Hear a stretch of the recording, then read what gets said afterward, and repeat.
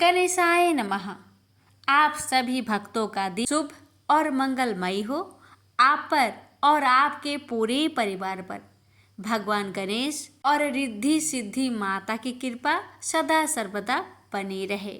आज की इस वीडियो में आप सभी श्रवण करेंगे अगहन मास की संकष्टी चतुर्थी की व्रत कथा। इस व्रत को करने और कथा श्रवण करने मात्र से ही सभी मनोकामना अवश्य ही पूरी हो जाती है। आइए श्रवण करते हैं संकष्टी चतुर्थी व्रत कथा। व्रत का पूर्ण फल प्राप्त करने के लिए कथा को पूरा जरूर सुने और कमेंट बॉक्स में गणेश जी की जयकारा अवश्य लगाए। प्रेम से बोलिए गणेश भगवान जी की जय। कथा इस प्रकार है। पार्वती जी ने गणेश जी से पूछा कि अगहन कृष्ण चतुर्थी संकटा कहलाती है। उस दिन किस गणेश जी की पूजा किस रीति से करनी चाहिए?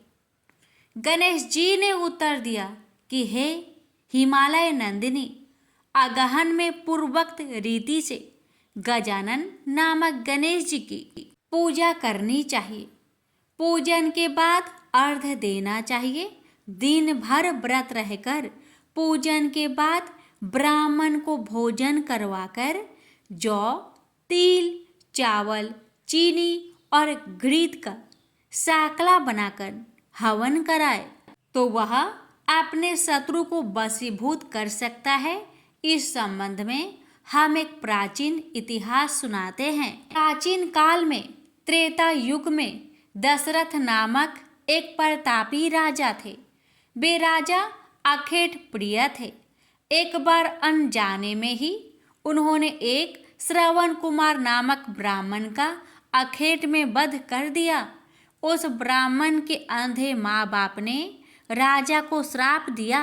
जिस प्रकार हम लोग पुत्र शोक में मर रहे हैं, उसी भांति तुम्हारा भी पुत्र शोक में मरण होगा। इससे राजा को बहुत चिंता हुई। उन्होंने पुत्रेष्टि यज्ञ करवाया। फलस्वरूप जगदीश्वर ने राम रूप में अवतार लिया। भगवती लक्ष्मी जानकी के रूप में अवतरित हुई। पिता की आज्ञा पाकर भगवान राम, सीता और लक्ष्मण सहित वन को गए, जहां उन्होंने खर, दूषण आदि अनेक राक्षस व राक्षसियों का वध किया। इससे क्रोधित होकर रावण ने सीता जी का अपहरण कर लिया। सीता जी की खोज में भगवान राम ने पंचवटी का त्याग कर दिया और ऋष्यमुख पर्वत पर पहुंचकर सुग्रीव के साथ मैत्री की। तत्पश्चात सीता जी की खोज में हनुमान जी आदि बानर तत्पर हुए। ढूंढते ढूंढते बानरों ने गिद्धराज संपाति को देखा। इन बानरों को देखकर संपाति ने पूछा कि कौन हो? इस वन में कैसे आए हो? तुम्हें किसने भेजा है? यहाँ पर तुम्हारा आना किस प्रकार हुआ है? संपाति की बात सुनकर बानरों ने उत्तर दिया कि भगवान विष्णु के अवतार दशरथ नंदन राम जी, सीता जी और लक्ष्मण जी के साथ दंडक वन में आए हैं। वहाँ पर उनकी पत्नी सीता जी का अपहरण कर लिया गया है। हे मित्र, इस बात को हम लोग नहीं जानते कि सीता कहाँ है। उनकी बात सुनकर संपाति ने कहा कि तुम सब रामचंद्र के सेवक होने के नाते हमारे मित्र हो। जानकी जी का जिसने हरण किया है और वह जिस स्थान पर है वह मुझे मालूम है। सीता जी के लिए मेरा छोटा भाई जटायु अपने प्राण गंवा चुका है। यहाँ से थोड़ी ही दूर पर समुद्र है और समुद्र के उस पार राक्षस नगरी है। वहाँ अशोक के पेड़ के नीचे सीता जी बैठी हुई है। रावण द्वारा अपहरण सीता जी अभी भी मुझे दिखाई दे रही हैं। मैं आपसे सत्य कह रहा हूँ कि सभी बानरों में हनुमान जी अत्यंत पराक्रमशाली है, अतः उन्हें वहाँ जाना चाहिए। केवल हनुमान जी ही अपने पराक्रम से समुद्र लांघ सकते हैं। अन्य कोई भी इस कार्य में समर्थ नहीं है। संपाति की बात सुनकर हनुमान जी ने पूछा कि हे संपाति, इस विशाल समुद्र को मैं किस प्रकार पार कर सकता हूँ? जब हमारे सब वानर उस पार जाने में असमर्थ है तो मैं ही अकेला कैसे पार कर सकता हूँ? हनुमान जी की बात सुनकर संपाति ने उत्तर दिया कि हे मित्र, आप संकट नाशक गणेश चतुर्थी का व्रत कीजिए। उस व्रत के प्रभाव से आप समुद्र को क्षण भर में पार कर लेंगे। संपाति की आदेश से संकट चतुर्थी के उत्तम व्रत को हनुमान जी ने किया। हे देवी, इसके प्रभाव से हनुमान जी क्षण भर में समुद्र को लांघ गए। इस लोक में इसके समान सुखदायक कोई दूसरा व्रत नहीं है। श्री कृष्ण जी कहते हैं कि महाराज युधिष्ठिर, आप भी इस व्रत को कीजिए। इस व्रत के प्रभाव से आप क्षण भर में अपने शत्रुओं को जीतकर संपूर्ण राज्य के अधिकारी बनेंगे। भगवान कृष्ण का वचन सुनकर युधिष्ठिर ने गणेश चतुर्थी का व्रत किया। इस व्रत के प्रभाव से वे अपने शत्रुओं को जीतकर राज्य के अधिकारी बन गए। प्रेम से बोलिए गणेश भगवान जी की जय। प्यारे भक्तों, अब आप सभी श्रवण करेंगे गणेश भगवान जी की चंद्रमा जी पर कृपा की कथा। इस कथा को श्रवण करने मात्र से ही भक्तों पर गणेश जी की कृपा सदा बरसती रहती है, इसलिए कथा को बड़े ही श्रद्धा भाव से पूरा सुने। गणेश भगवान और चंद्रदेव की कथा। सूत जी बोले, शौनक जी सुनो, प्राचीन काल की बात है कि कैलाश शिखर पर अनेक देव, दिव्य ऋषिगण, सिद्ध गण आदि के साथ ब्रह्मा जी भी एक उच्च आसन पर विराजमान थे। वहीं पर एक अन्य आसन पर भगवान शंकर भी जगत जननी उमा सहित शोभ्यमान थे। उनके निकट ही गणपति और कुमार कार्तिकेय दोनों ही अन्य बालकों के साथ कीड़ा में मग्न थे। शिव जी के हाथ में एक दिव्य फल था। वे सोच रहे थे कि इसे किसे दिया जाए। पार्वती जी से पूछा तो वे कभी कहती कि गणेश को दे दीजिए और कभी कहती कुमार को देना उचित होगा। जब वे कुछ निश्चयात्मक उत्तर ना दे पाई तो शिव जी ने उसे बाद में विचार करने के उद्देश्य से अपने पास रख लिया। अब दोनों बालक गणेश और कुमार उस फल की मांग करने लगे। जब उनका अधिक आग्रह बढ़ा तब शिव जी ने ब्रह्मा जी से पूछा, ब्राह्मण, यह अपूर्व फल देवर्षि नारद जी दे गए थे, इसे यह दोनों बालक मांग रहे हैं। फल एक ही है और आधा फल कोई लेना नहीं चाहता। ऐसी स्थिति में आप ही निर्णय कीजिए कि यह इनमें से किसे दिया जाए।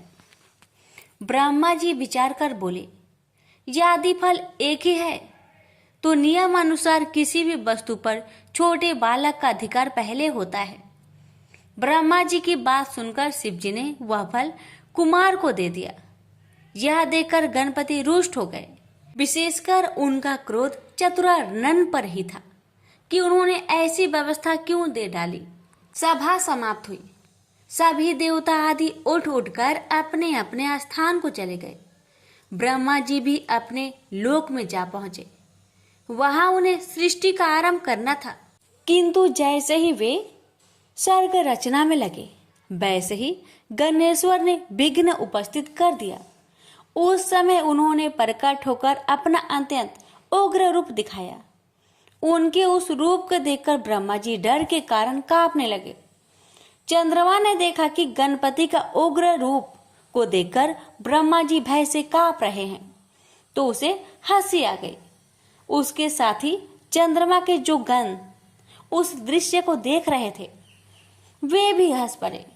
यह देखकर भगवान गजानन को क्रोध आ गया और वे चंद्रमा को श्राप देते हुए बोले, मयंक, उन्हें इस समय मेरी हंसी उड़ाकर जो अभद्रता प्रदर्शित की है उसका फल तुझे मिलना ही चाहिए।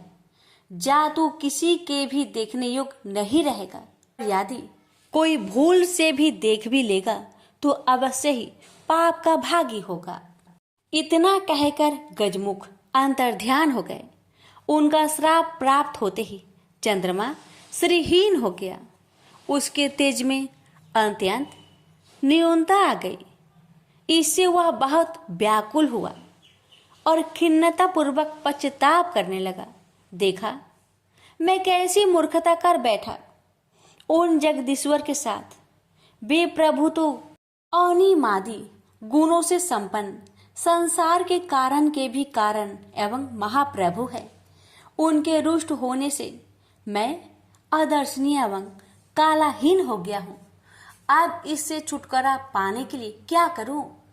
जब चंद्रमा के समझ में कोई उपाय नहीं आया तो वह तुरंत ही देवराज इंद्र के पास गया, परंतु इंद्र आदि देवता भी उसे नहीं देखना चाहते थे। उन सभी ने अपनी अपनी आंखें झुका ली। तब इंद्र ने भी उसकी ओर न देखते हुए पूछा, अरे चंद्रमा, तुम्हारी यह दशा कैसे हुई? क्या गज कर्ण के श्राप का ही प्रभाव है? यह सब बात स्पष्ट कहो। चंद्रमा बोला, देवराज, आपसे क्या छिपा है?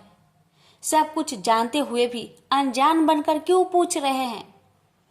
हे सहस्त्राक्ष, अब शीघ्र ही मेरे श्राप मुक्त होने का यत्न करो, अन्यथा समस्त संसार ही मेरे श्रापित होने से अशुभ फल भोगेगा। इंद्र ने सत्वाना दी और बोले, चलो ब्रह्मा जी से ही इसका उपाय पूछे, क्योंकि उनके समान ज्ञानी और सर्व लोकोपकारी अन्य कोई भी नहीं है। सब देवता उसके साथ ब्रह्मलोक पहुंचे। आगे आगे चंद्रमा और पीछे पीछे इंद्र के नेतृत्व में सब देवगण। ब्रह्मा जी ने जब यह जाना कि चंद्रमा आ रहा है तो पाप लगने के भय से उन्होंने भी दृष्टि नीचे कर ली और बोले, कहो सुदासु, यहाँ किस अभिप्राय से आना हुआ? अरे तुम्हारे पीछे तो देवराज इंद्र और समस्त सुरगण ही आ चले हैं। ब्रह्मा जी के प्रश्न का उत्तर सुरपति ने ही दिया। वे बोले, ब्राह्मण, भगवान गणेश्वर आप पर कुपित हुए थे और श्राप दे बैठे चंद्रमा को, इसलिए अब आप ही इसे छुड़ाने का कुछ उपाय कीजिए। हम सभी देवता इसी प्रयोजन से आपकी सेवा में उपस्थित हुए हैं। चतुरानन ने कुछ विचार कर कहा, हे गणेश्वर प्रभु की शरण लेनी होगी। देवराज, चंद्रमा को आगे करके उन्हीं का पूजन एवं सत्वन करो। ब्रह्मा जी की बात सुनकर भगवान गजानन की पूजन की तैयारी की गई। उनकी प्रतिमा बनवाकर षोडशोपचार पूजन एवं भावना पूर्वक स्रोत कर निवेदन किया गया, प्रभु इस चंद्रमा पर कृपा कीजिए। उस समय यह अज्ञानवश हंस पड़ा था, किंतु अब इसे अपनी मूर्खता का ज्ञान हो गया है। देवताओं की प्रार्थना पर भगवान गणेश्वर प्रकट हो गए। सभी ने उनका अद्भुत रूप देखकर उन्हें दंडवत प्रणाम किया। तब गणपति प्रसन्न होकर बोले, देवगण, मैं संतुष्ट हूँ, आता एवं जो चाहो वह अभिष्ट वर मांग लो। चंद्रमा ने उनके चरणों में मस्तक रख दिया और अश्रु जल से पदा रविंदु को धोने लगे। गणेश्वर बोले, उठ उठ चंद्रमा, अब संताप न कर, मैं तुझ पर प्रसन्न हूँ। उसने कहा, प्रभु मुझे श्राप मुक्त कीजिए, मेरी कांति नष्ट हो गई है, उसे लौटा दीजिए। मैं अदर्शनीय से दर्शनीय हो जाऊं। नाथ, मेरी अपराध को क्षमा कर दीजिए। गजकर्ण बोले, अच्छा बोल, तुझे 1 वर्ष 6 मास अथवा 3 मास के लिए अदर्शनीय रहने दिया जाए, अथवा कुछ और चाहता है, शीघ्र ही स्पष्ट बता। चंद्रमा ने कहा, प्रभु मुझे बहुत दंड मिल गया है, आप तो क्षमा कर दीजिए। यह कहकर उसने पुनः दंडवत प्रणाम किया तथा सब देवताओं भी उनके चरणों में झुक गए।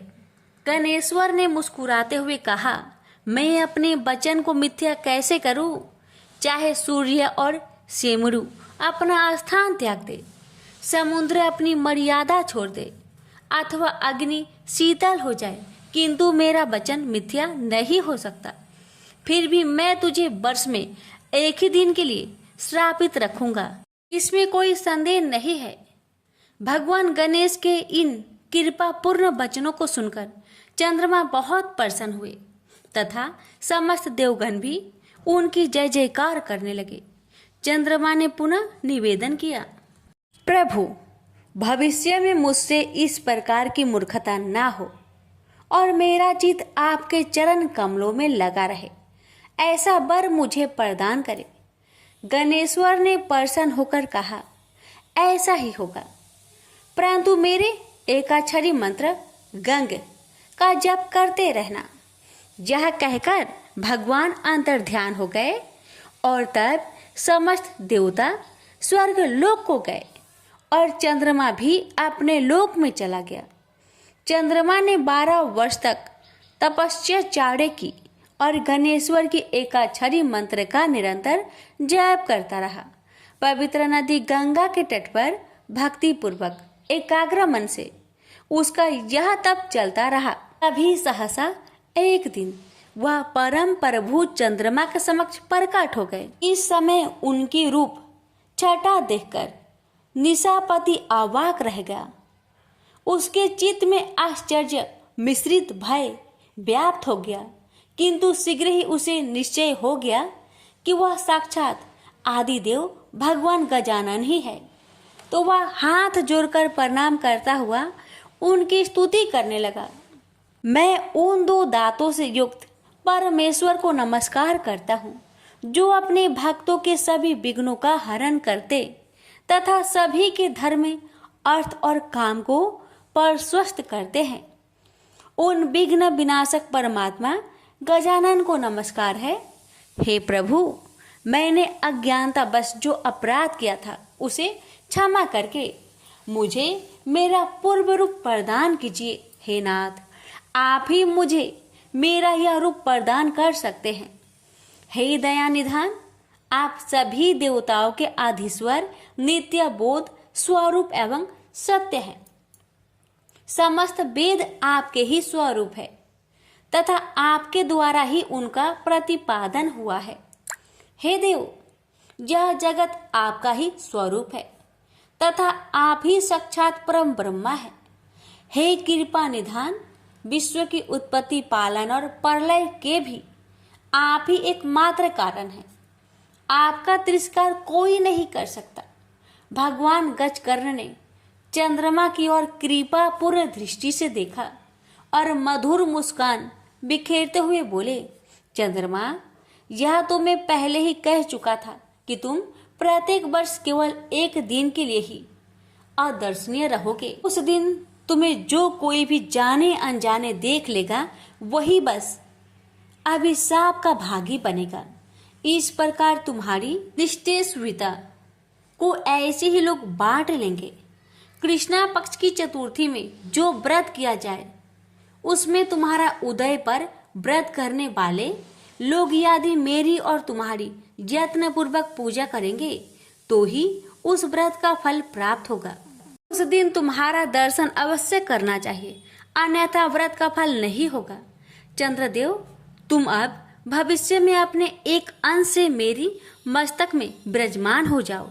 इससे मुझे तो प्रसन्नता होगी ही, तुम्हारी भी शोभा होगी। प्रत्येक मास के शुक्ला पक्ष की तृतीया में तुम्हारा दर्शन का बड़ा महत्व रहेगा तथा उस दिन अधिकांश स्त्री पुरुष तुम्हारे दर्शन का पुण्य लाभ प्राप्त करते हुए तुम्हें नमस्कार क्या करेंगे।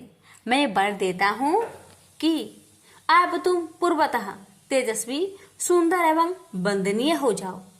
शौनक इस प्रकार वर देकर भगवान गजानन अंतर ध्यान हो गए। प्रेम से बोलिए गणेश भगवान की जय। प्यारे भक्तों, अब आप सभी श्रवण करेंगे गणेश भगवान जी और गरीब सुदामा की कथा। इस कथा के श्रवण से ही घर की दरिद्रता दूर होती है, घर में अन्न धन के भंडार भर जाते हैं। गणेश जी भगवान आपके इस कथा को जो भी भक्त श्रद्धा पूर्वक श्रवण करे उसके घर में सदैव धन के भंडार भरे रखना। अब आइए श्रवण करते हैं गणेश भगवान जी की कृपा की कथा। पौराणिक कथा के अनुसार एक बार नारद जी सत्यलोक में गए थे। वहां उन्होंने ब्रह्मा जी से पूछा कि प्रभु, सबसे सरल उपासना किस देवता की है? ब्रह्मा जी बोले, देव से। ऐसा ही प्रश्न एक बार पार्वती ने भगवान शंकर से किया था। तब शिव जी बोले कि श्री गणेश जी की उपासना ही सर्व सुलभ है और समस्त अभिष्टों को देने वाली है। पार्वती इतने उत्तर से संतुष्ट नहीं हुई, इसलिए उन्होंने पूछा कि यह उपासना करके किस किस को सहज में ही अभिष्ट सिद्धि हो गई, सो बताए प्रभु। शिव जी बोले कि हे प्रिय, द्वापर युग में सुदामा नामक एक अति दरिद्र, सदाचारी एवं विद्वान ब्राह्मण था। वह आर्थिक संकट से बहुत ही दुखी रहता था। एक दिन उसकी पत्नी ने उससे निवेदन किया कि प्राणनाथ, आप व्यर्थ ही इतना कष्ट क्यों उठा रहे हो? भगवान त्रिलोकीनाथ आपके बाल सखा है, आप उनके पास जाइए, आपकी दरिद्रता अवश्य ही दूर कर देंगे। मुझे ऐसा विश्वास है। यद्यपि सुदामा अपने मित्र से कुछ मांगना नहीं चाहता था, तथापि उसे पत्नी की अत्यधिक आग्रह के कारण जाना ही पड़ा। पत्नी ने थोड़े से टंडूल मैले चिथड़े में बांधकर उपहार के स्वरूप में दे दिए।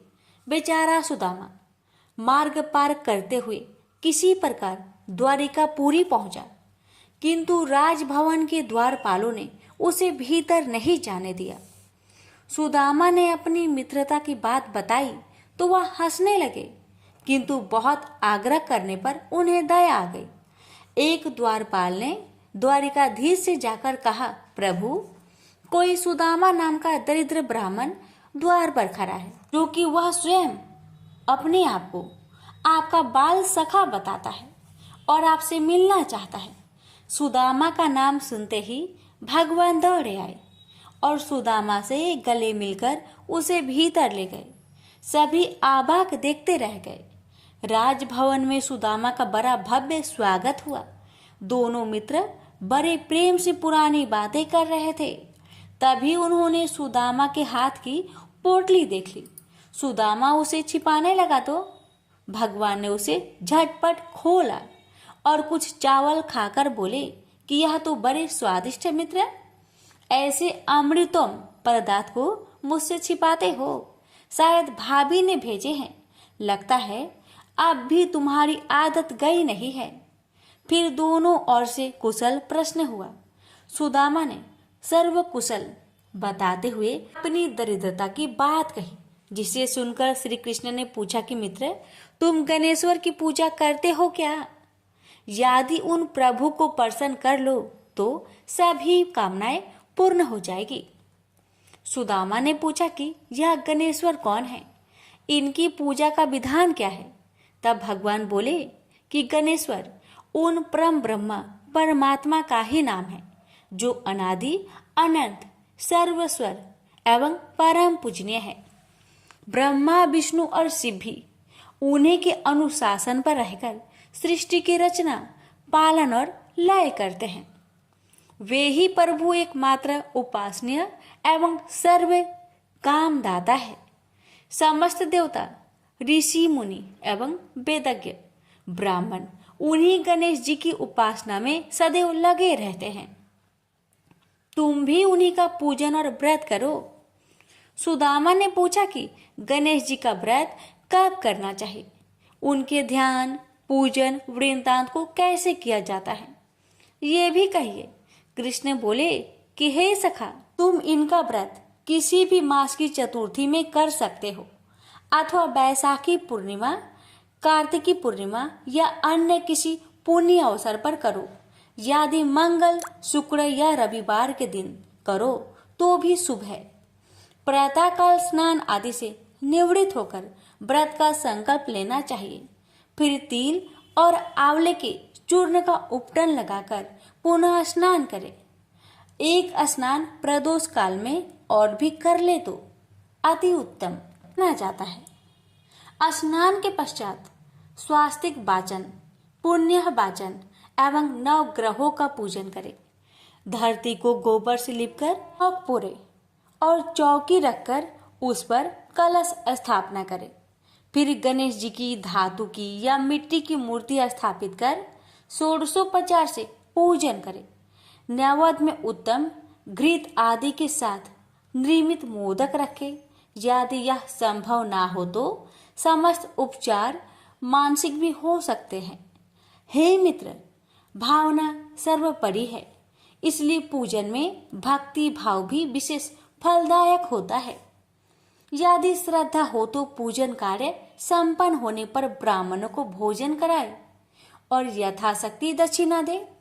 सबके अंत में अपने परिवारजनों एवं पत्नी पुत्र आदि के साथ बैठकर स्वयं भोजन करे। यह व्रत का विधान तुम्हें मैंने बता दिया है।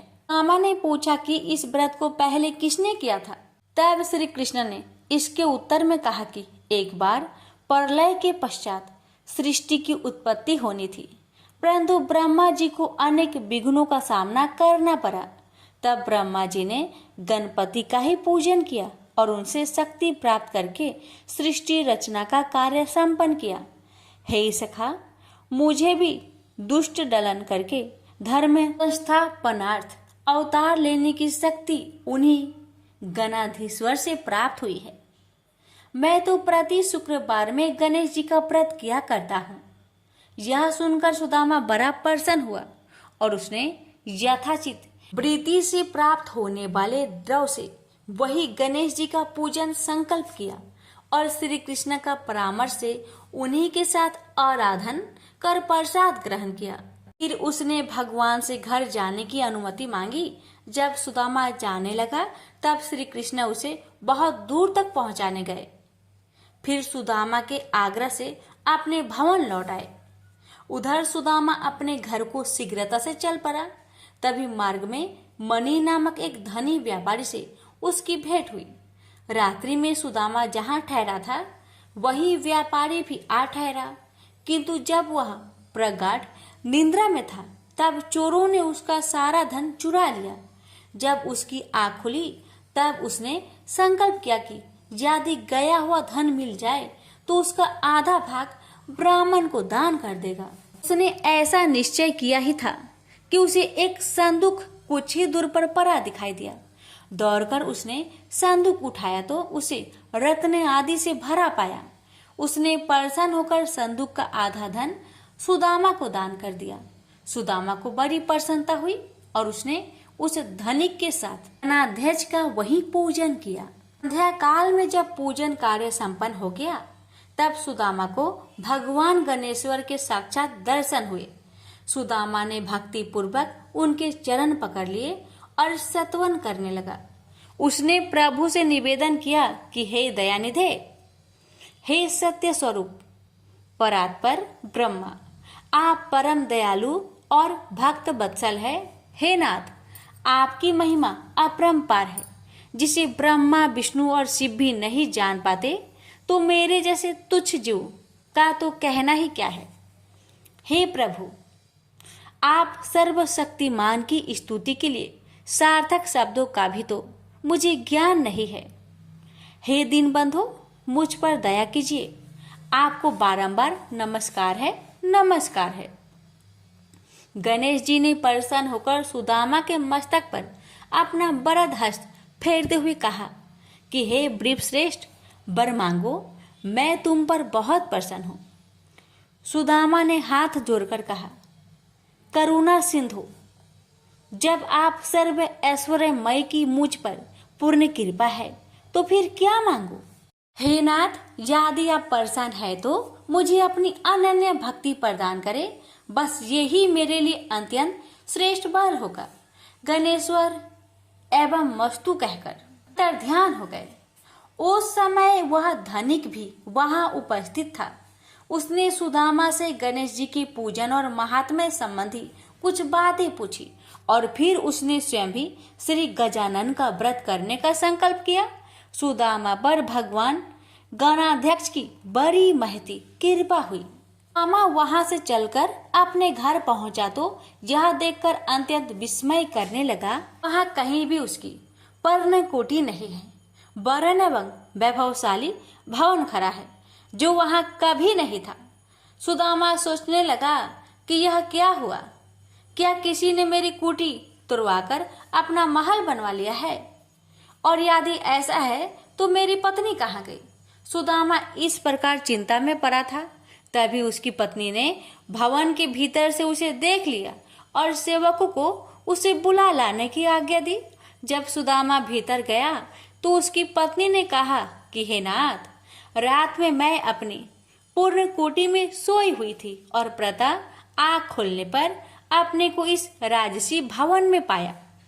मुझे आश्चर्य है कि यह सब क्या हो गया। इतने दास दासी भी न जाने कहाँ से आ गए हैं। तब सुदामा ने भगवान गणेश जी के प्रसन्न होने का समस्त वृत्तांत अधोपांत सुना दिया। फिर तो वे प्रतिमासी गणेश जी का पूजन करने लगे तथा यह सर्व सुख भोगकर अंत में गणेश लोक को प्राप्त हुए। प्रेम से बोलिए गजानंद भगवान की जय।